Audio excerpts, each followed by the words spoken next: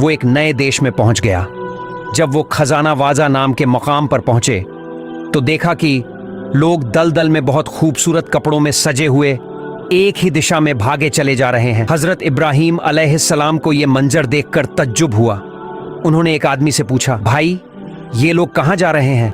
वो बोला, जनाब 7 दिन से हमारे बादशाह की इकलौती बेटी सायरा खातून अपने पसंद का शौहर चुनने के लिए लोगों को बुला रही हैं।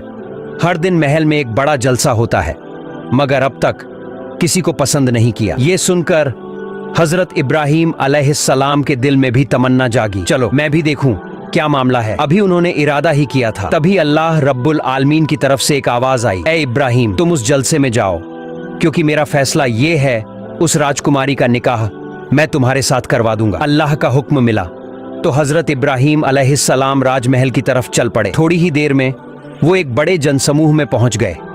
इतनी भीड़ कि आगे तो क्या बीच में भी जगह नहीं थी, तो उन्होंने पीछे जाकर एक खजूर के पेड़ के नीचे खड़े हो गए। फिर थोड़ी ही देर में बेहद हसीन नूरानी चेहरा लिए राजकुमारी सायरा खातून अपनी सहेलियों के साथ मंच पर आई। उसके हाथ में था हीरे मोती से जड़ा एक ताज। वो एक एक करके हर आदमी को देखने लगी, मगर किसी पर उसकी नजर नहीं ठहरी। आखिर में वो पीछे की तरफ आई और अचानक उसकी नजर रुक गई। हजरत इब्राहिम अलैहिस्सलाम, क्योंकि उनके माथे पर चमक रहा था नूर मोहम्मदी सल्लल्लाहु अलैहि वसल्लम, ऐसा नूर कि पूरी महफिल रोशन हो गई। सायरा खातून की नजर बस उसी नूर पर ठहर गई। उसकी सांस थम सी गई और फिर कदम दर कदम वो हजरत इब्राहिम के सामने आकर रुक गई। यहीं से शुरू हुई एक पाक और मुकद्दस कहानी जिसे अल्लाह ताला ने खुद तय किया था।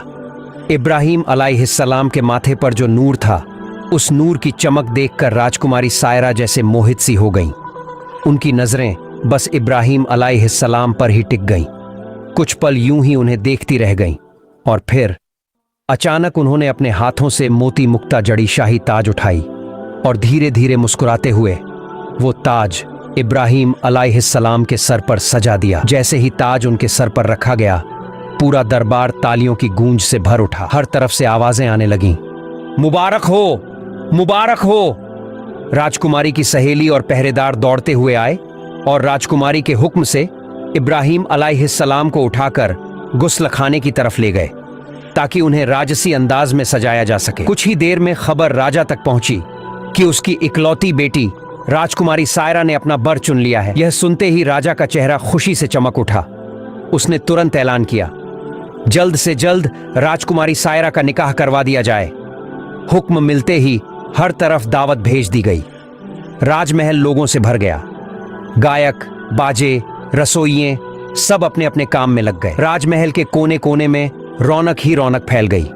और फिर हजरत इब्राहिम अलैहिस्सलाम को शाही लिबास पहनाया गया। वो तो वैसे भी अपने जमाने के सबसे खूबसूरत इंसान थे, लेकिन जब उन्होंने वो राजसी पोशाक पहनी तो उनकी रोशन सूरत और भी नूरानी लगने लगी।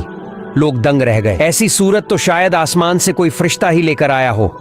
हर जुबान से बस एक ही बात निकली, राजकुमारी सायरा ने तो सच में अपने लिए लायक बर चुन लिया है। थोड़ी ही देर में राजा ने दोनों को एक सुनहरे सिंहासन पर बिठाया और दरबार के सब लोग झुककर सलाम करने लगे। फिर पूरे मुल्क में खुशियां फैल गईं।